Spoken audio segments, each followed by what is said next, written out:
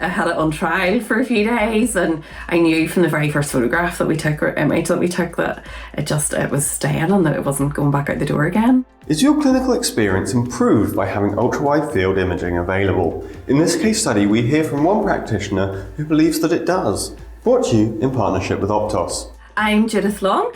I am an optician over in Northern Ireland. My practice is in a rural village in Northern Ireland. Let's find out why Judith decided to invest in ultra-wide field imaging. We started off, whenever I opened the practice, we had a fundus camera, and then in 2017 I invested in an OCT. Because we're a rural practice, most people drive to us, so to do a dilated fundus exam there and then can be tricky sometimes. So Optos gives us that extra advantage that we can take the images and they don't necessarily have to be dilated at that point. I went for the Daytona because I already have the OCT in practice. I think if I hadn't had the OCT, I would have invested in the together. What does the Daytona do that other cameras can't do? Whenever you're taking an image of somebody's eyes, so instead of being able to see up to 15% of the retina, like you would with the Volk or OCT fundus photographs, you're able to see about 82% and further out with eye steering. So you're getting a really good look at the far periphery that we're never able to see otherwise. The added benefit too with the Optos is that we're able to do autofluorescence.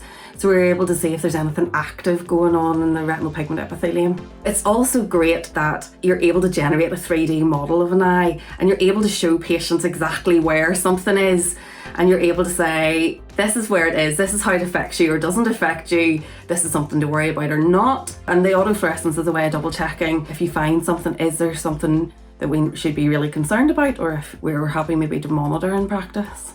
How do you charge for performing wide field imaging? Last year, whenever I first brought it into the practice, it was like an additional extra. We encourage people to get it because of the benefits, but I've actually just included it now in our standard site test fee. I think the benefits of it just far outweigh not having it done, and everybody seems happy with that. And again, they're blown away by the technology and how much it can see, so they're happy to get it done. You don't know what you're missing until you've started to use it, and then now I'm like, oh, I really wish I'd had this from the very, very start. What do you think of the images it produces? Does it improve your clinical examination? What I personally love about the Daytona is the fact that you can see 82% of the retina of both eyes right there in front of you. What I would do is I would go in and I would have a look at the optic nerve and at the macula area, look at the blood vessels, and then I would do a scan over the peripheral retina in a wee bit more detail. But just the fact that you have those two very large images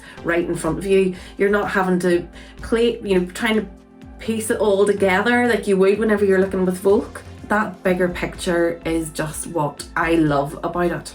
And I think this is where COVID really influenced me, was because with the masks and holding the Volk lens up in front of someone's eyes, it was steaming up, and I was really worried about missing something, because no matter how many times you rub the lens, you're maybe not getting all the different areas that you thought you were. So the fact just that it's there in one image is just unreal.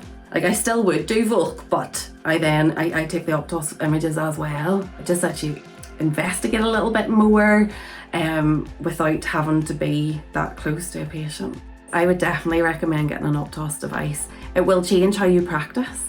It will let you see a lot more pathology, and it'll also help you to refer your patients better and also give them an added reassurance that everything hopefully is okay with their eyes. It's become such an integral part of our practice. I really genuinely couldn't imagine practicing without it anymore.